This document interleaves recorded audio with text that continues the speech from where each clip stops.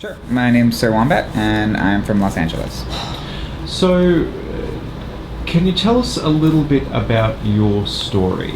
Because I've received some signal about you, but tell us your story. That is a very interesting question.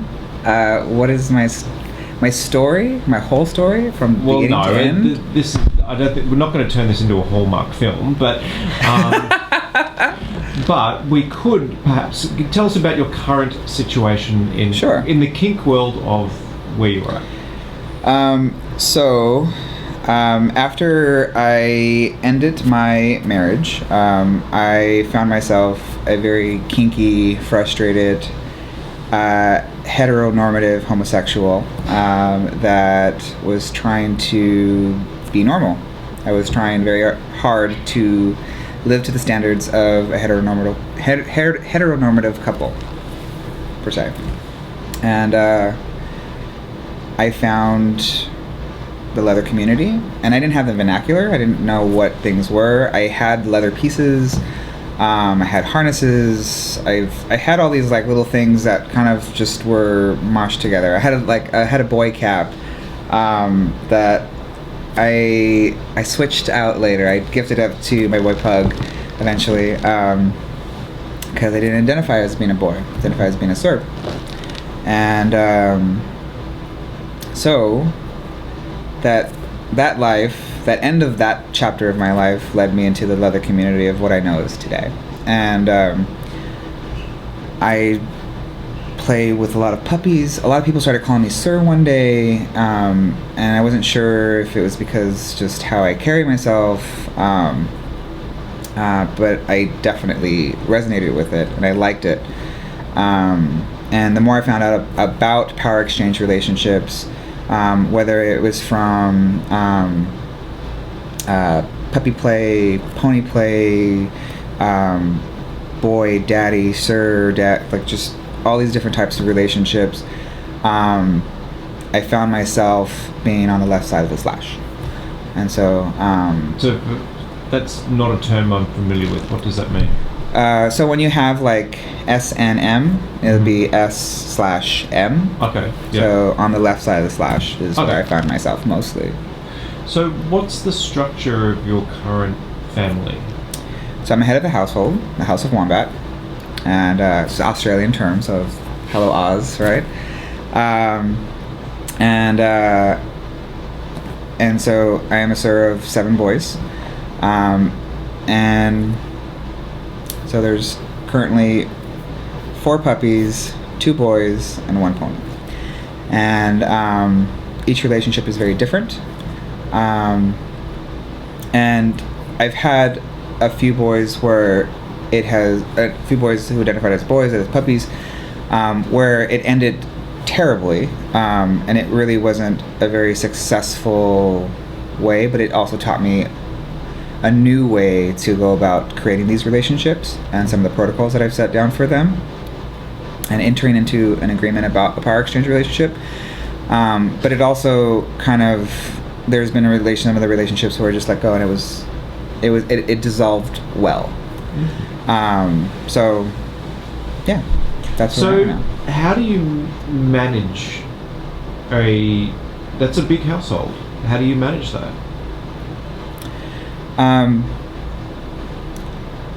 Time management. It's a lot. I mean, we don't get to see each other very often, and it's not like we live with everybody. Like, not everyone lives under one household.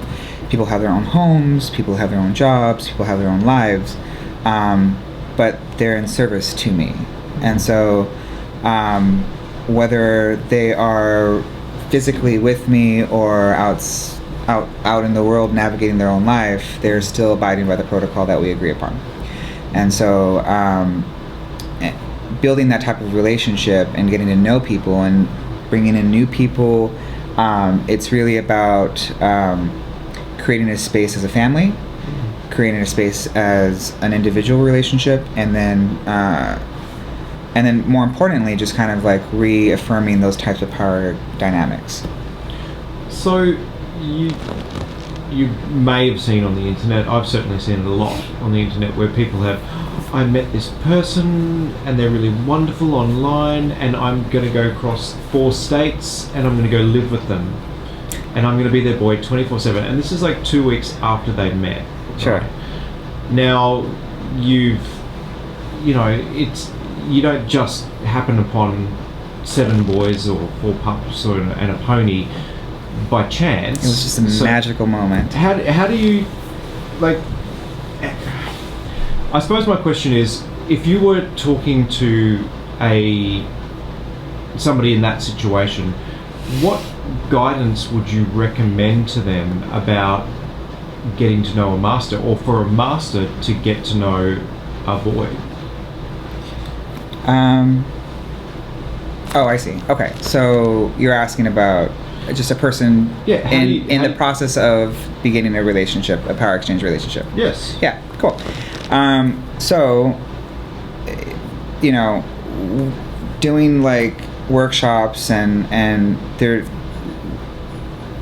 I definitely believe that there are at least 6 stages. There's probably more stages, but there's like vetting. There is like a phase where you're getting to know each other. There is a collaring phase. There is a reaffirming phase. There is like an uncollaring phase.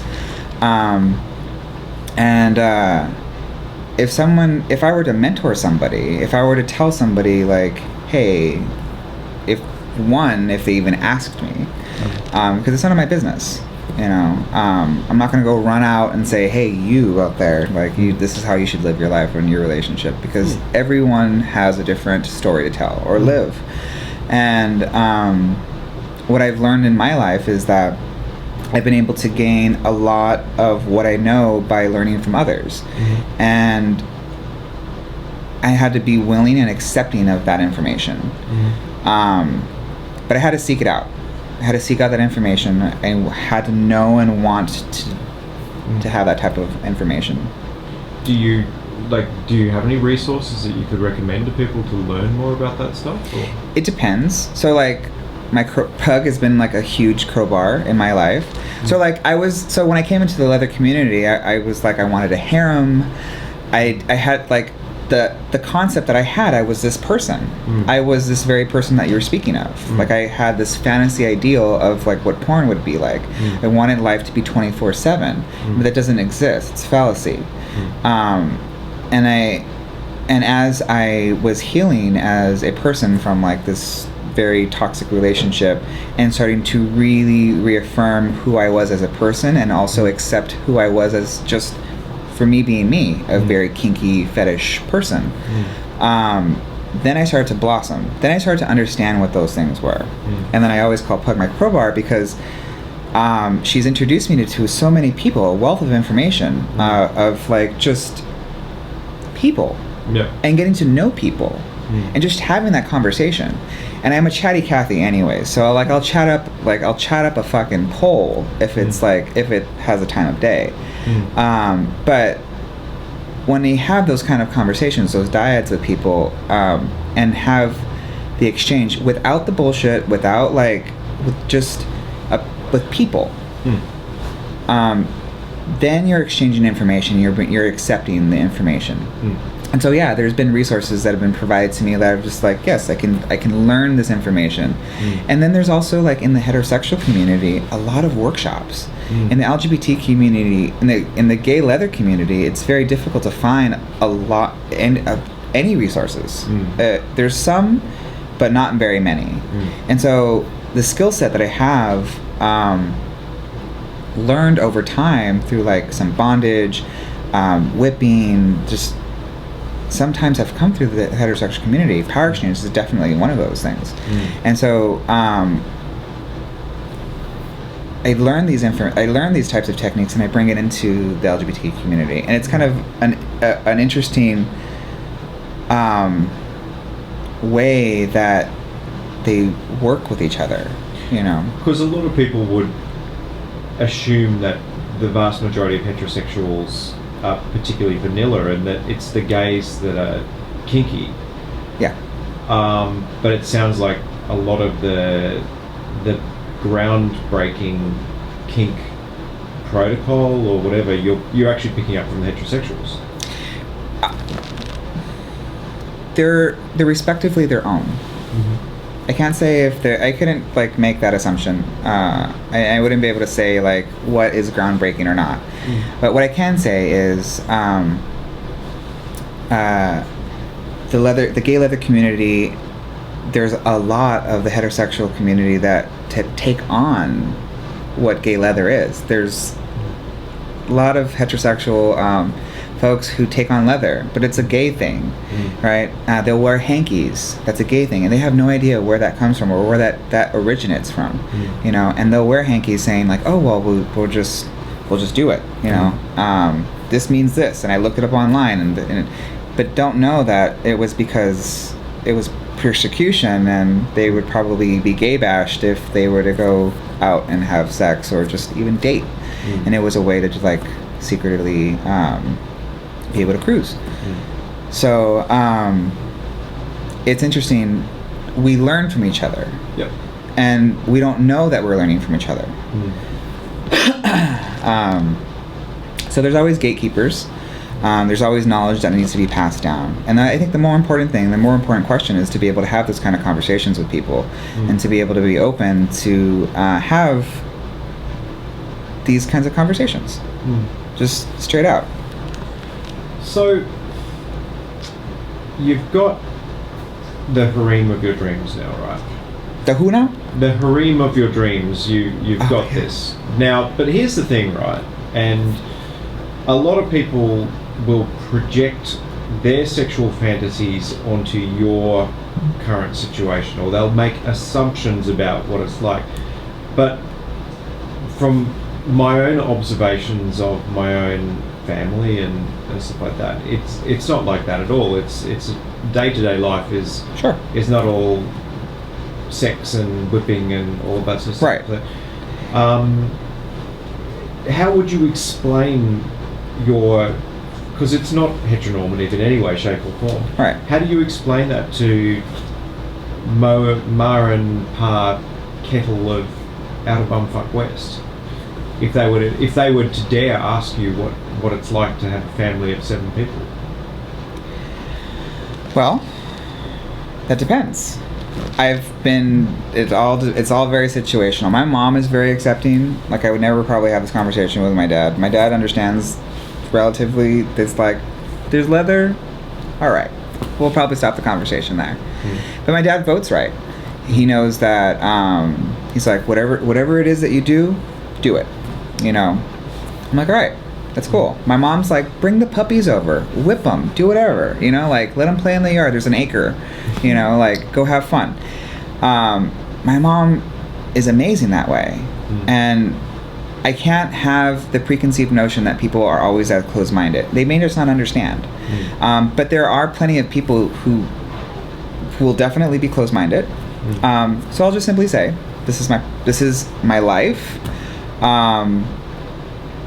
And it's more of an action. Like, I'll just kind of do. When I lead my life, in the action of things, I think that's when people feel uncomfortable, but it's the explanation that kind of falls flat. People won't understand. Oh, you have a female pup, or someone's in service to you that way, and then it gets like, just, we're family, we're in a relationship, this is this power exchange relationship. There's lots of different phrases, and it depends on who. If it was a mom and pop in like the Midwest, they may be kinky. You know, I mean, I don't know. Like, they may be swingers. I have no idea. But it's just really just kind of like saying like, hey, I'm part of a leather family. I'm a head of a leather family. We enjoy each other's company. It's kind of like your bio family. You see each other for Christmas. You get around, you have a good time, and we care about each other very much. Simple enough. So if you had somebody come to you and they said, look, I am thinking about creating a similar sort of group of people that are together, what advice would you give to that person? Well, if someone were to ask me for my advice,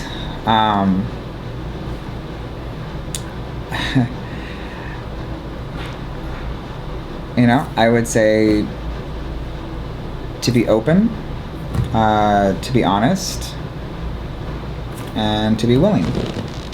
You know, majority of the things that I actually have done, I have to be able to set a standard.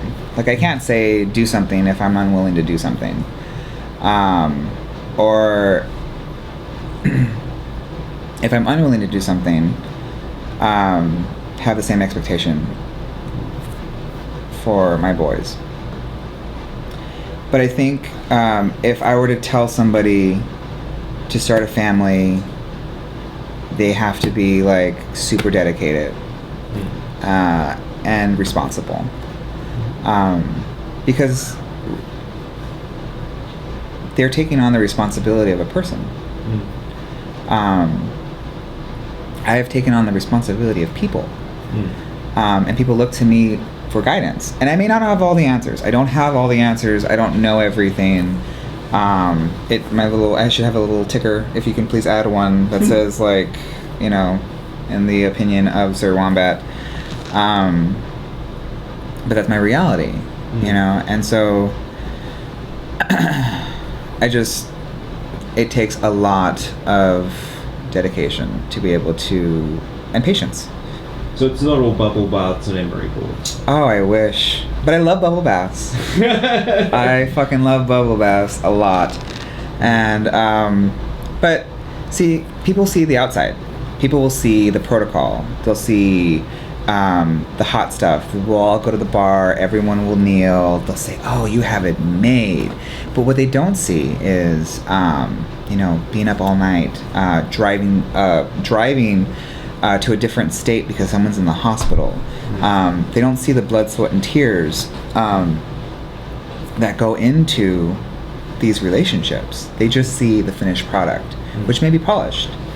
That's like looking at any type of marriage and saying, like, oh, they got it all together, but not looking at, like, all of the work that goes into any type of relationship. They just take it for face value. And oftentimes people make those kinds of snap judgment, and especially in a fetish or kink sense, they just make snap judgments that it's all about sex, it's all about this, you know, and, oh, you must be so macho. I'll fucking wear lipstick and some heels and it'll be great. But that is not about how I present, but it's about the control, the power, and the willingness that my boys give their power over to me, and the responsibility that I have for them. So it's a lot of responsibility, and I've noticed that there's a number of quite prominent power exchange relationships within, within the American scene, I suppose. There's a couple of very prominent power exchange relationships, and I've noticed that they're quite polarizing, in that there's a lot of the one particular one in mind cops a lot of social media intense flack, but I don't think people fully understand what the benefits are, and I think what are the benefits of being in this relationship for you? Okay. Yeah. So it's not as a very popular thing to do in the States. There are leather families. There are different types of families all over. Somebody hit me up on Instagram. It was like, we wanted you to do a documentary series, and that did not work out because somebody said no. And I'm glad we decided not to, because of how the political way life went in the States. But for me, the benefits for me, and why I do this, is because I care about these people.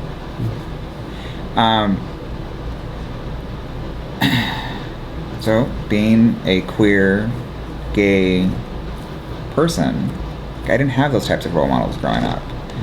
A lot of my family members I don't talk to. Some of my family members were not so great, you know. I had to pick and choose who my family members were. And some of my family members, like, in the same breath, ask for help and then, like, chastise me about, like, well, I'm like, you've never even stepped into my home and know nothing about it. Like, how can you say this about me? So I pick and choose who my family is. I pick and choose who I get to, who I trust and who gets to stay in my life. And it's important. I told my dad the same thing. You know, I was like, hey, because when he was very young, he was like, if you were a faggot, I'll disown you, right? And I didn't talk to my dad for a very long time. And then he got right. And I was like, this is how I am. I come exactly how this is. And I don't really need you. And he was like, all right. And so I put the people that I care about most in my life. And these are the people I care about most.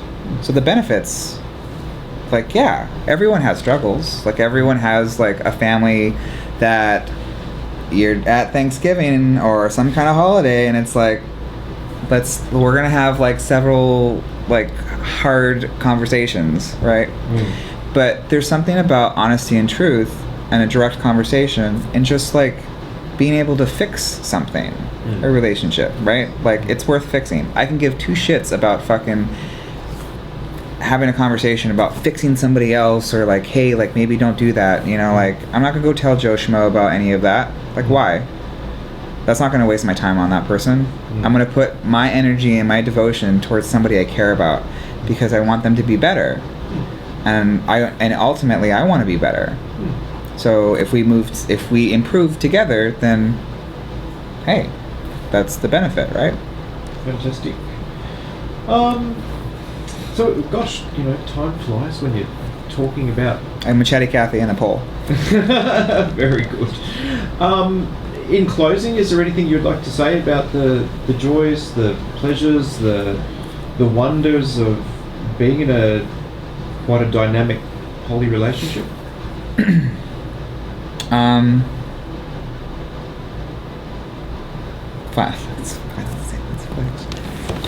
I'm not sure. I think, what? Oh, you were gone, John.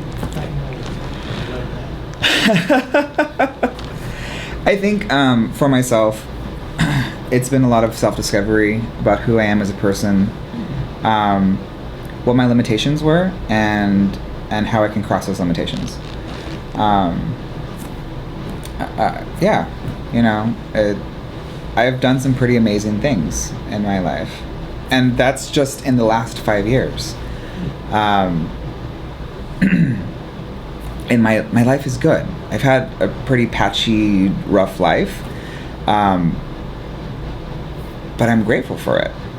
Like, I have no regrets of what I've done, where I've led. Like, it's all a culmination of to where I am now, and this is I fell into. Although I sought out this type of relationship, and I know what it was exactly. Now I have a perfect definition of what this family is for myself, and it's molded to who I am as a person, and I will accept nothing less. This is what I want in my life, and it's such an empowering feeling to be able to say, like, I get to choose to have this in my life, rather than just averagely say, oh, well, I guess I should have that. You know, it's designed. Yeah, a cookie cutter home. Perfect. Any closing comment? No, it's all good. Yeah, sounds great. That's cool. Are you happy with what was asked? Would you say there's something you may have missed that we should ask about? That we should elucidate? Yeah, no, it's also for Wombat to be who he is. And if there's a gem, you know, when you're turning a gem around, there's a facet that leads to great. You didn't exactly say it, but it's a long book. Ask that question. Yeah.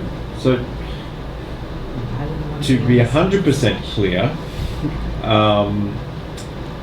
so yeah, we touched on it a little bit earlier, where I was saying that people will project what they see in the end product of, you're in the bar, you've got 7 people kneeling in front of you, but they don't see the behind the scenes. Right. So, could you, if somebody has absolutely clueless about any of this, how much devotion is associated with it? So I guess, I mean, the only way I can actually give you an example of what that looks like is just to briefly explain a day, right? Sure. So currently right now I'm in Berlin. Mm-hmm. I am 9 hours ahead of Los Angeles. 7 boys, they're all on the West Coast in California. And so what I did prior to actually leaving is I set down protocol for like when I'm gone, how many people they can have sex with, how much alcohol they can consume. Like at night, my night, not their night, my night, they have to send me a picture of them kneeling and presenting to me any type of sexual activity they have. They'll film it and send it to me. I gave them like special tasks to do, so that's just like a thing, right? But that's all the sex part, right? But there's also just being able to have a conversation. So like if I single-tailed one of my boys and it went in a different way, something came up for him. Recently, one of my boys was like, I needed to have a conversation with him. I will literally have like 6 or 7 conversations. That's like, if they all last 1 hour, right? We can all do math. 1 hour, 6 conversations, that's 6 hours, right? That's like a good chunk of a day. How much time is that? That's a lot, right? And oftentimes, when some of my boys are in that time or in that mode, it's just a dumping of like, they need some kind of soothing. And if it's all at once, it could be overwhelming. I won't accept a phone call if the first conversation or the first thing that comes out of their mouth is something negative, and or they don't have the decency to say hello or good morning or good afternoon or some kind of like how are you, right? I'll stop the conversation right there if it's immediately a complaint. So I'm not a person to drop that information on. I am a social worker, but I have boundaries, right? So it's set up in a way, and it wasn't like this before. In the beginning, it was like I was fumbling. There was all this stuff, and I didn't understand a lot. But as I've fine-tuned a lot of what I liked and what I didn't like, it just became more like every day. And there's less sex, but definitely more protocol, more work. But it's a labor of love. I was gonna say. Yeah, it's definitely a labor. It's a labor of love. I do it because I love it. Like I don't do any of, like I wouldn't be in Berlin doing any of this if I didn't love it. Like I wouldn't. Why? You know, I'd probably be like out on some kind of like random tour bus, like an average tourist touring. But life is good. And I do these things because it keeps me grounded. And being in recovery, it went hand in hand with how I navigate my life and how I navigate my family. And so it's a lot of work. It's similar to like drag families. It's similar to like sober families. It's just I get to create a family of my own that they understand me. It's a niche that we get to be together and understand each other and enjoy the same things. I noticed, I hate to preface the question, but it is important to give a context. I noticed talking with a friend of one of my pups in Melbourne, this person was talking about how a pup belonging to a certain Californian who moved to Seattle, blah blah. Sure. Yeah. Escaped the cult, but then went back. There is definitely a perception, there can be a perception outside of the power exchange family or grouping that it can be like a cult and the mind control and the participants are abuse victims. And there are some people who really have that, and I've felt that. Have you encountered that yourself?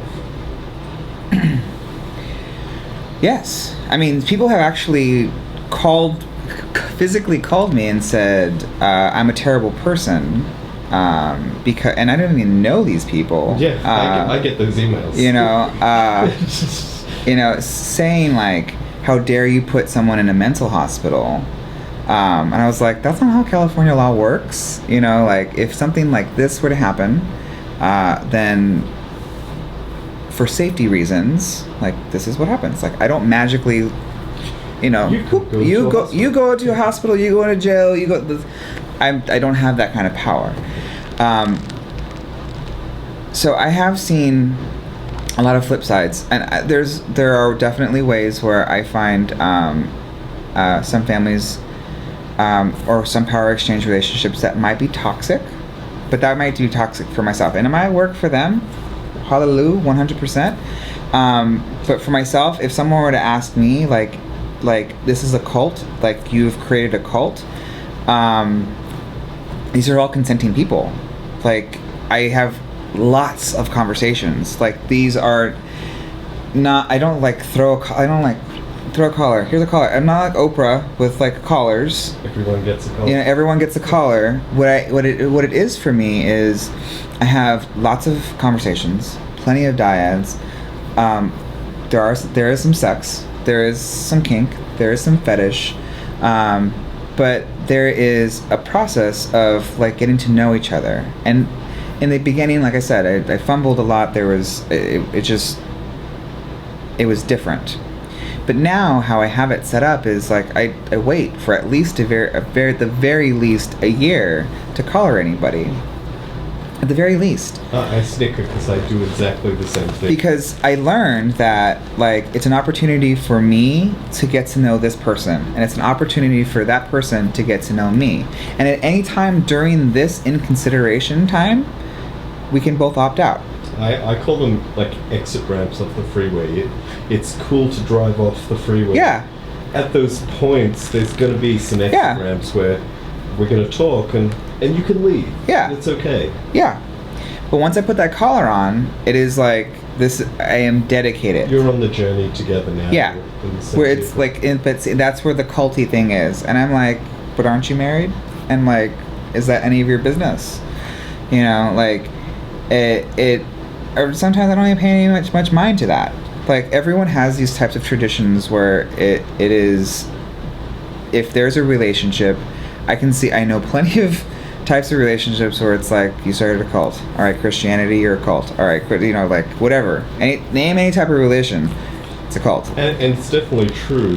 Talking about relationships, it's quite easy to say, oh wow, I've looked at this horrible power exchange in a toxic a relationship. And I was just mentioning it to Nero recently. It's like, it's pretty horrifying to look at the heteronormative stats of how many women are in abusive relationships too, where they're disempowered and unable to escape, And does that get mentioned? Not very often in the same argument. Sure. So, I mean, that's a subject. That's a whole different. That's a whole different subject. Usually gets singled out as the shock. So, you mentioned earlier about a bathtub, and I love bathtubs. And it's pretty clear we're bath twins. Yeah, we definitely are. I thought that, but I think part of what people around us. I'm a rapey dolphin. Well, of course, and you should be. But I think what people aren't getting necessarily from hearing us, because it's playful, sure, is how extremely important just the slithers of alone time can be for the emotional health. Yeah. And mental emotional health for yourself. Sure. Yeah. So I'm not often alone. That's something that many people don't really understand about your situation.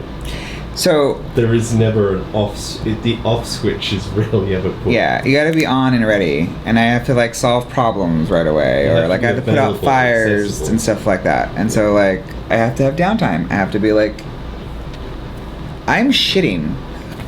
I am like in the bathtub. I am driving in my car. Those are the three places that I'm most often alone. other than that, it's like there's probably at least 3 or 4 people that are constantly with me, if not like work, school, and stuff like that. But I'm typically not alone in my bed. And like I said, I enjoy those kinds of things, but I also enjoy those moments where it's like I don't have to worry about any of those things, kind of things. And there's a huge network of boys and subs and like puppies, and like they all collaborate, and it's wonderful to see.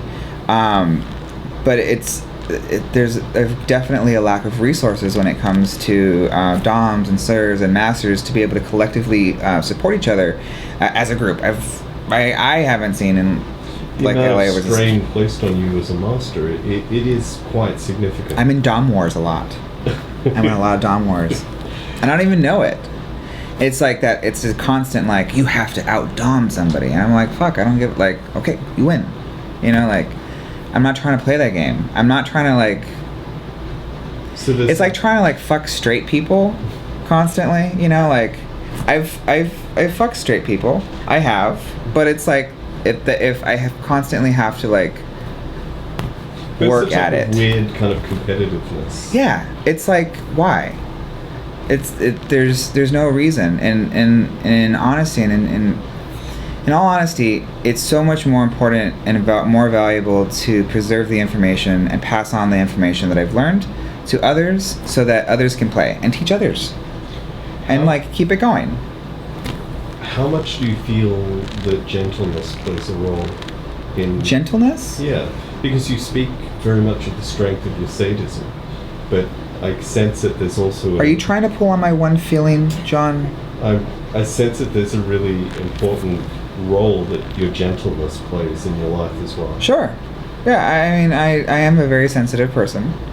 I joke a lot about how I have one feeling, but I am very capable of taking on an enormous amount of stress. Stress of others. I work in social work. Like I see some pretty awful fucking bullshit. Like kids, mental health, so I think one of the more important things is that I just want to just do and live, and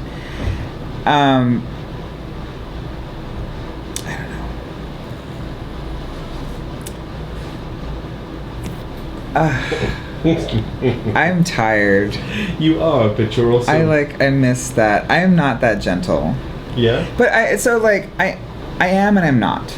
When right? are you gentle? When are you gentle? When do you feel that you bring it up? Because the person I've seen this evening, I am always has gentle. Been nothing but gentle. But I'm always gentle. I'm always gentle. You are.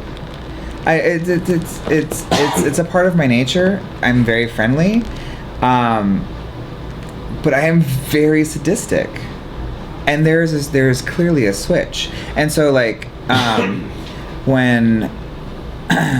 when subs say, oh, I went into this headspace and like they've become super submissive, they talk about that switch, that click, that thing, that and then for me, like when I'm like playing and I'm like in it to win it, and I feel it, then I'll switch. My eyes go like, I become maniacal.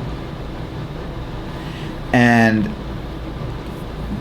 that is lovely. There are people who will fucking get off to that. That's great. That is the stuff that is, but in overall, I mean, I can't be that 24/7. That's like asking someone to be a slave for 24/7. I can't be that. But what you are being most of the time is me. Not just simply you. You're being a person of integrity, because it's clear that you're coming from a place of not just an internal honesty of trying to live your own life, to manage or participate with the lives of these other people. You've got to have that core of integrity, and you're projecting it outwards as well. John, now I think you're just sweet talking me. No, would you say that is true?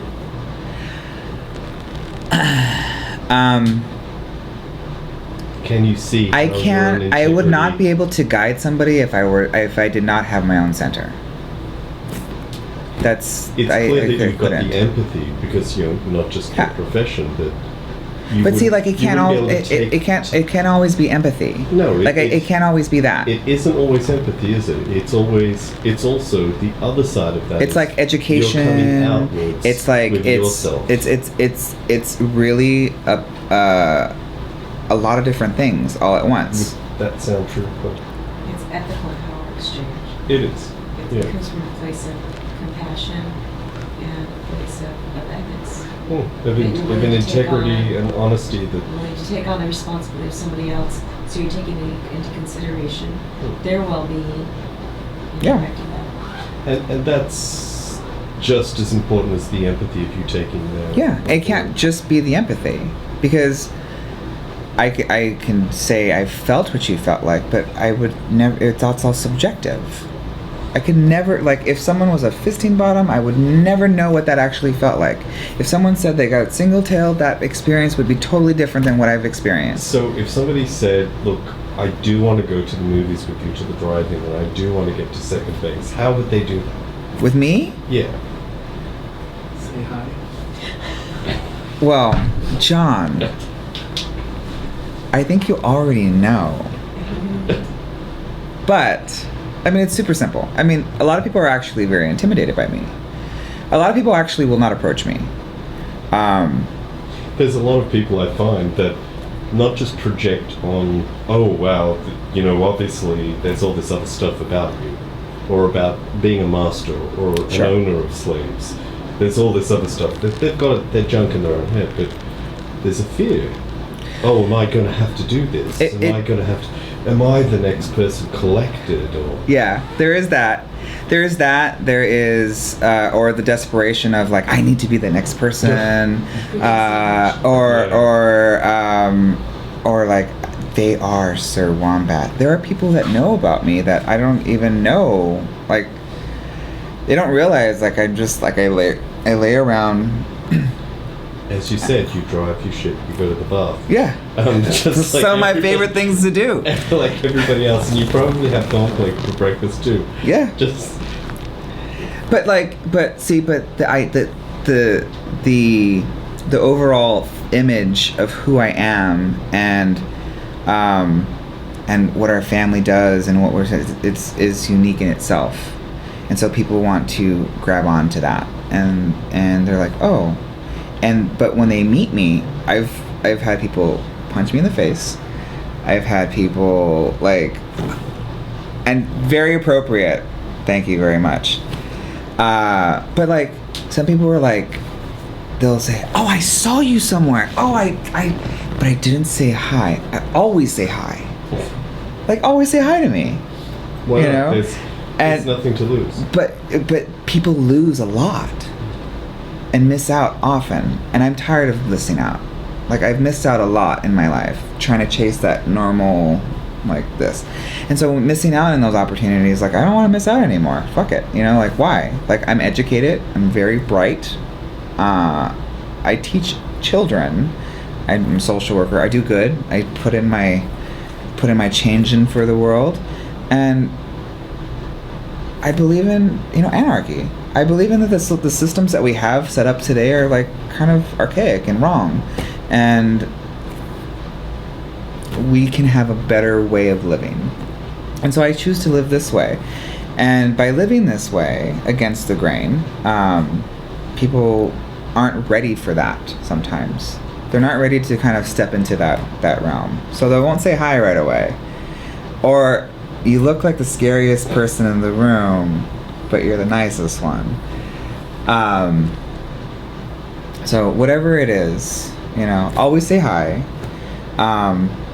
Leather people are people first. We just do a lot of crazy shit. That's fun, I've walked on fire. That's a good That's point to amazing. end on. It's good. Yeah, good. Thank you.